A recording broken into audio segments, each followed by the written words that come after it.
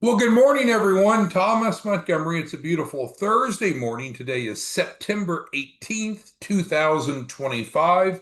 We get together most weekday mornings at 8 o'clock Central. My screen should be shared with you. Let's cover a few housekeeping items before we dig into a very important discussion.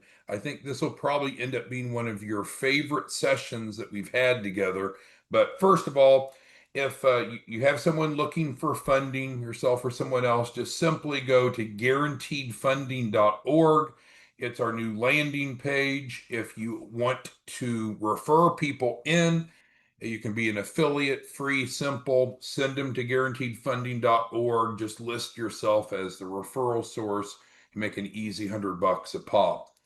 Our website is 509 Pacific. As I was mentioning to Gino a moment ago, our tech support line is the best way to reach for individualized assistance, 903-347-8042. Some people like to call the tech support line, but that is a tech support line. It's normally not answered. Our main number is answered live, but not the tech support line. Our prior trainings are posted on YouTube on our YouTube channel. And if you need to schedule, here's a scheduling link. So with that being said, let's identify who we are, and then we'll get into the very important topic today. So we are a nonprofit organization recognized by the IRS. We're categorized as a 501c3 nonprofit. We've applied for and received a grant, and there are three mandates, which means three things, three areas of concentration that we're held accountable for doing. The first of which is improving financial literacy. And this is where you can collaborate if you would like. You can be an affiliate, you can be a reseller. Either one doesn't cost you a penny. A lot of people, they don't know what you and I know, and they don't know how to access funding. So, with the past trainings, there's lots of topics that you could educate off of. The 27 mistake curriculum is probably one of the best, but this is an important area for us, and we invite you to collaborate and go out and educate. The second thing that we do, the second mandate, is give away free shelf corps. And you might say, well, why would you do that? Why would a nonprofit do that? Well, if we want business funding, we need to have a fundable business. And what we found is providing people a free shelf corp that's clean, that's ready to go, is much more efficient and often much more effective than taking their current entity, spending time and energy evaluating and often fixing those. Now, if you are a reseller, you actually get paid to do this. Well, I guess if you're a reseller or an affiliate, if you're an affiliate, again, you just refer people right here and they just mention your name on the referred by field. If you're a reseller, you actually get a kit. You take our contract, you take our contact information off, put yours on, change pricing if you want, and you can make as much as you want as a processing fee. That doesn't make much sense. You can text us, or prior trainings went deeper. What we're going to talk about today is mostly about number three. The ultimate goal is to get money into the pockets, into the hands, into the bank accounts, however you want to phrase it, of the grant participants. So they have money to start a business, to grow a business, to reach their potential. So, and frankly, that's what most people want. Most people really don't care about financial literacy. Most really don't appreciate a free shelf corp. What they typically want is funding. And we're going to talk about, I think, some commonly overlooked sources of funding that are real today. No exaggeration, no marketing spin, and I'll even give you the website so you can go verify all this if you feel so inclined. All right, so today's topic is about geographically limited business funding. So, in a nutshell, not all types of business funding is available everywhere. So, we're going to talk about two of, I believe, the hottest sources, best sources of business funding that are geographically limited, and how you and I can help anyone meet those criteria. If you have any questions, comments, concerns, just type it into the Q&A. It's like a chat box of Zoom. So where a business owner sets up their business, we're using the term domicile, where what its true business address is makes a difference. Now you may think, well, sure, it makes a difference in terms of taxation because some states have state income taxes and some states don't. Some localities have additional city or county taxes, some don't. So from a taxation perspective, yes, but from a fundability perspective, it actually matters. So you might think, oh, it doesn't matter where the address is. I can get the same funding no matter where the business is located. That is not a true statement. So we're going to go through that. All right, so Selena has an individualized question. What did we say? So anyone that has individualized questions, we need to text because we now have 639 on, and there's just no way we can respond to 639 of you peppering individual questions that it's not related to the topic today. So if we agree that there are some funding sources, which we're going to take a deep dive into, that are geographically limited, it helps you, I think, better appreciate that with that free shelf corp, we provide a free commercial address. So the free commercial address is where the business is domiciled, where it's based, where it's taxed. But that does not prevent it from operating elsewhere. Take Starbucks, for example, the coffee shop. They have one corporate address, but they operate all across the world. So we're talking about where the business is based. So with that being said, we provide all participants a free, bona fide, unique commercial address. We built a new office building to accommodate this. We've had a few people that are pessimists. They'll look up our address before the building was built and say, it's a vacant lot. Well, it was a vacant lot, but it's not now, but it is, our commercial building is on it. And Kenny's bringing up a good point. So the address is free. All we ask the client to do is just pay for the mail forwarding. And that's pretty much industry standard. So pretty much anywhere someone were to have a corporate office, if they're not there to receive the mail, I think almost without exception, they would need to pay to have their mail forwarded to them. And so we just pass that cost along. But the address itself is free. And we even put together a full documentation set in the form of a lease to meet lenders' expectations. So the address is free, Kenny's right, but they would pay their mail forwarding, just like you'd expect, right? If you call and order DoorDash, you want Burger King, you want your Whopper your way, you're going to have to pay to have it delivered. So to have the mail forwarded it's a minimal pass-through expense. Okay, but beyond that, if a client wants to get a free shelf corp from you, assuming you're an affiliate or a reseller, it comes with our address that's free. And now we're able to access a number of restricted funding programs, some of which you might not have even heard of, some of which you may have never even considered. So let's actually go through that.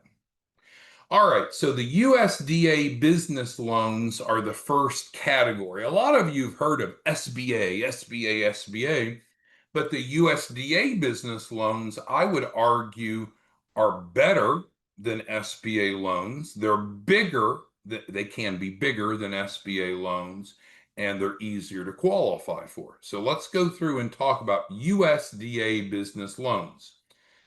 Now, I even give you the website, so if you don't believe me or you want to go verify it, that's fine. But let's go through it together, and then you can see the website for USDA at the bottom. So USDA business loans. So there's also USDA home loans. That's not what we're talking about, of course. But from a business loan perspective, they were designed to bring equality in financing to rural parts of America. And you might say, well, I live in New York City or I live in Chicago. I'm not in a rural area. Well, where is your business domiciled? We're not worried about where you live. We're worried about where your business is domiciled for what it qualifies for. And the point is, our business address that we provide for free for each participant with a free shelf corp qualifies. So it's relevant 100% of the time, I guess, is where I wanted to start with. But now let's talk about some of the aspects of the USDA Business and Industry B&I loans. It's extraordinary. If you're not familiar with it, I think this will be the biggest news you've had in a while. So the B&I is a loan, a guaranteed loan for rural businesses. It can be used for lots of different things. It can be used for acquisition, means that we want to take our shelf corp and go acquire another business. It can be for refurbishment and updates of physical buildings. It can be used for refinancing existing debt. It can be used for working capital. We can use it to buy equipment. We can use it to buy real estate. Yes, startups qualify. And that's even the next bullet, standalone. There are some lenders that really don't want to lend to startups. And let's define startup, because that's a difficult word to understand. If you looked at the SBA, which is not what we're discussing now, the SBA would define any business that's open less than 2 years as a startup. But in this vernacular, in this context, we're talking about startups essentially being a pre-revenue company, a company that has not started to make money yet. Now, make no doubt, is a company that's already making money even more fundable than one that hasn't started to make money? Of course, but with USDA, you can be a pre-revenue applicant and get approved. Also can be used for new and ground up construction. But again, what's really key is startups can qualify. The loan amounts go up to 25 million. So this is 5 times larger than what SBA loans will. And then they even have an alternative option that probably isn't worth for a lot of time for you and I to focus on, but they have another option that'll go from 25 million up to 100 million. So again, let me just do a quick poll. How many of you were familiar with USDA business loans before today's topic? If you could type it into the Q&A, like the chat box, just yes or no. I'm curious how many of you were familiar with it. I think most of us aren't. It's incredibly valuable. The loan terms go up to 30 years, and that's great. That's even longer than the SBA. And it was really designed in many aspects to help businesses that do not qualify for SBA. Because we've talked a lot about SBA versus ABL recently, but the USDA, it's not as credit-based as the SBA. And really, and I hate to say this because I don't want to overstate it, but in general, if you just have the basic elements together, it's almost a guaranteed approval, where that is not true for SBA at all. Interestingly, it's available for both for-profits and nonprofit organizations. And if you don't believe me or you want to go apply on your own, here's literally their website. I'll scroll this up. We're going to do Chapman in a second. I didn't mean to cross through that. Not trying to cross through that, trying to highlight it, but here is their website. Or you can look up, just do a search, USDA, if you wanted to search term, USDA Business and Industry Loans. So great resource. Now, do you still need to have a loan package? Do you still need to have all the paperwork in order? Of course. Can you just go in and just kind of wing it and get approved? Of course not. So with business funding in general, we're going to need a loan package. And a loan package would be those documents that are required by the lender that can vary from lender to lender. And so that's what we do for anyone, going back up to our mandates. We educate, like today. What's my goal? My goal today is to increase your awareness of some specific geographic limited business funding that you might not have been aware of. And then if you don't have a shelf corp already, we encourage you to get that. You can get that very easily right here, or you can go to one of our resellers or affiliates and they can help you. And then thirdly, we want to leverage that knowledge and the free shelf corp to go get funding. And the USDA is a really, really good option. So USDA business loan, something that we can help them with. So don't be confused. It's like, oh, is this something new we're doing? No, the process remains the same. Client comes into the system, gets a shelf corp. In about 7 days, we're able to deliver the shelf corp deliverables, and then we go into the funding process. We build out their loan package based upon the right type of funding, based upon their wants, their needs, their mitigating circumstances. And this is one recommendation that our system might produce. So we have fairly expensive proprietary finance software whereby we put the client's data in, and then the system uses algorithms to match the applicant, the client, to the right type of funding. And this is one that we often like to use. And I'll go through. I see that Chris is asking, can we bring up some success stories? And so yes, we'll do that tomorrow. I'll prepare tomorrow and go through some funding success stories through USDA business loans.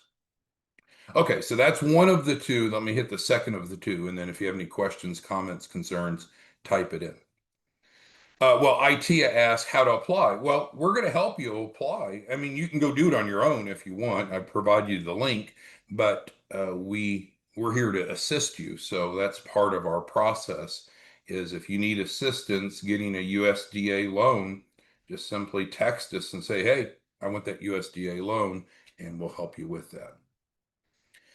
And I think ITIA's point also is, we have to build the case. We have to show the lender that we are qualified and able to repay the loan that we want to get.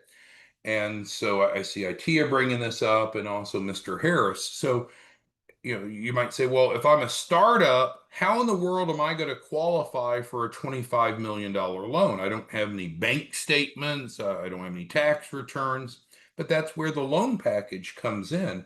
We're going to build out the projections, and that comes free with the shelf corps. We provide the business plans and the financial projections to show the revenue that we anticipate bringing in and how that'll be enough to cover those payments. Because you can imagine, if you went and got a $25 million loan, the payments are going to be a lot. But we don't have to do. It's up to 25 million. It's not. That's the max, not the floor. All right, so let's go down to the Chapman loan. So we're talking about two different types of geographic limited programs, USDA, which I think we've covered unless you have other questions, and then now we're going to go through the Chapman. I had a call yesterday from a gentleman, and he was really, really interested in Chapman, so I thought we may need to come back and re-educate this. All right, so the Chapman loan program, it's available only in a 14 county area. So the USDA, it's available to rural areas all across the country. So you have to be in an area with a metro area with 50,000 or less people. But again, that's why we bought property where we bought property. That's why we built our office where we built it. So everyone will qualify for that. Chapman loan, even more narrow. And I see Farah's asking, can we do both? Could we do both a USDA and a Chapman, or an SBA? Can we combine loan programs? Yes. In most cases, yes. All right. So again, I wouldn't be bringing this up if what we offer didn't qualify, because it'd be irrelevant. So our office does qualify. We're in that 14 county area. It started as a grant from the federal government to fund businesses in East Texas. It was initiated by a congressman who's no longer a congressman, Jim Chapman. That's why it's called the Chapman loan program. So just like we covered some of the basics of the USDA, let's cover, I think, similarly, some of the basics of the Chapman loans. And I see a couple of questions coming in. So again, this isn't something different.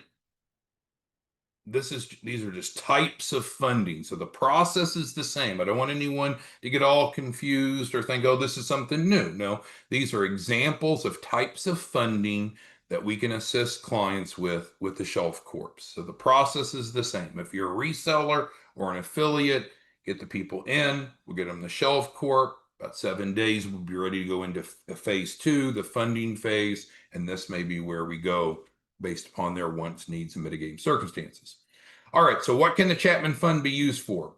Very similar to USDA. It can be used for fixed assets, new construction, renovations, leased property, equipment, inventory, and working capital. And again, startups can qualify. So we're going to use, throughout today's discussion, startup means today a business that's pre-revenue. But again, don't be confused by that. Is it better for us to apply with a business that's actually generating some money? Of course it is. And we'll encourage that. We'll recommend that.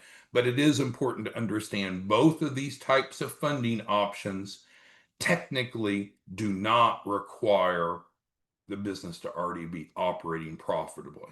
Is it better? Of course, but both do not have that as a prerequisite. And that's important because some lenders and some loan programs, you got to be in business and operating, have 2 years of tax returns or 3 years. Not the case here. Now, what's really interesting and unique about the Chapman loan is it's designed, and again, you can see all this. You can go to their website and check it out, right? So it's not just us blowing smoke, but their loans can be used for equity injections for others. So what does that mean? Let's pick someone out here that's on the training. Let's say it's John Stockton. Good morning, John. Let's say John has a client and the client wants a $5 million SBA loan. Well, what's the problem with SBA? One of the issues, I shouldn't say problem, one of the issues, one of the requirements of SBA, which is not what we're talking about today, is it requires at least 10% owner contribution. So if John's client wanted 5 million, the client would need to show they have at least 500,000 to contribute out of their own pocket. A lot of people don't have 500,000. Guess what? We could come over to the Chapman Fund and get that. The loan repayment terms is up to 15 years on the Chapman, so it does not go out as long as the USDA, but still 15 years is great. SBA traditionally, especially for working capital, stops at 10 years. And again, I've provided you the unedited website. So if you just want to go apply on your own for Chapman, skip us all together, go for it. If you want to skip us all together and go apply for a USDA business loan, go for it. But what you need to know is you're going to need to have your loan package put together, and that's what we can help you with. And that's what we do. All right, so let me shrink this down so we can see more of it at once, maybe all of it at once. And let's get into your questions, comments, concerns. Because again, what your role is, assuming that you're a distribution partner, is simply help us go educate and then help us get a Shelf Corp into the hands of the client. How that happens differs. If you're just an affiliate, all you do is you refer them right here and they list your name on the referred by. Crazy simple. And I can bring that up.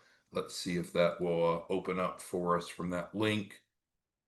It actually opened on my other browser. So let me transfer that over. Oh, it's a PDF. I see now. I'm not on a web browser. So I think I screwed that up. Give me a second to get that going again. I was thinking I was on a web browser. But anyway, if you go, hopefully that screen's sharing again. If you go to guaranteedfunding.org, it asks for first name, last name, phone number, email, referred by. If you're an affiliate, make sure they list your name. Alternatively, if you're a reseller, you're actually getting them a shelf corp based upon using more of a white label, private label approach. We provide you the editable agreement in Word, Microsoft Word. You take our information off, put yours in, set pricing the way you want, then you get them under contract. So how you get them under contract differs if you're an affiliate or a reseller, but either case, that's number two. And then from there, we take it from there. We will then support them and implement and handle everything else. You just get paid. So implementation is not your burden. All right, Catherine's asking, can we apply for USDA and or Chapman fund for buying accounts receivables? And the answer would be yes. Yeah, it would fall under what we would call working capital, and working capital is listed under both. Okay. Let's see what other questions. We have quite a few comments here. I'm trying to rule out the duplicates. Brian's asking about that lender match process. So our software is pretty good, Brian. What will happen is once the client has got the free shelf corp from you, we've delivered the shelf corp in about 7 days. We go into the funding process. Then we work with the client to determine how much funding do they want, because that's going to determine which lender we go with. And then also, what do they want to use the money for? What we call uses of funds. So we put all that into the software, and the software makes recommendations. We'll present that to you, Brian, and the client, and it might be for a USDA loan. It might be for SBA, or it could be for any any of hundreds of different options. It doesn't require the client to proceed with that. It's where they're matched. And then if the client agrees, then we go ahead and build the loan package to match, because the loan packages differ for different types of funding. Maybe that's not obvious to you. All right.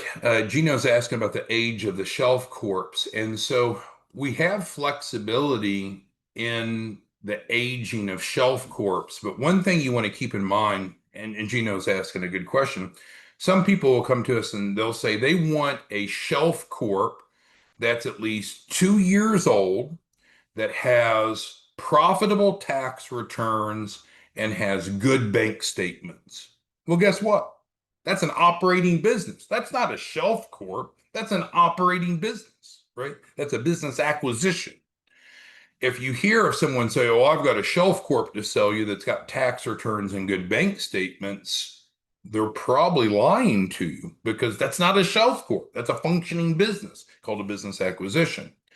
So with that being said, we can work with a client and provide them what they want, but since startups can qualify and we're able to provide a newer versus an older shelf corp much more affordably, we might as well just, provide the client what they need to get funding versus having them spend more than necessary.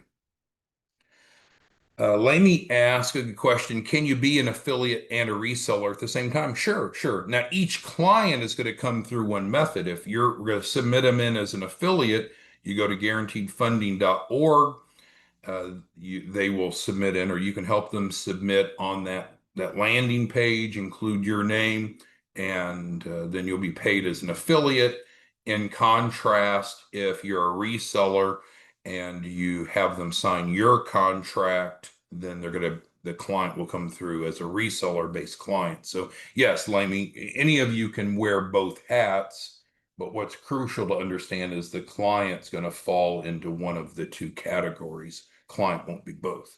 Hopefully that makes sense. We recently rolled out the affiliate program, and that training is on YouTube. It's just much simpler. Some people just want to refer people in and get paid. They don't want to do anything else. They don't want to be trained. They don't want to have to support. They don't want to answer questions. They don't want to develop contracts. They don't want to collect money. They just want to refer and get paid. That's where the affiliate program excels And the way to submit people in as an affiliate is right there. And as long as you're already in our system, you don't even have to sign up to be an affiliate. Just start referring people in and we pay. All right. Gino's asking about processing fees. So our resellers have the ability to set a processing fee for the shelf corp. So the grant covers the cost of the shelf corp for free. It includes the entity, it includes the business plan, includes the financial projections, includes collateral. So the shelf corp comes free. There is a one-time processing fee, and that processing fee is determined by the reseller.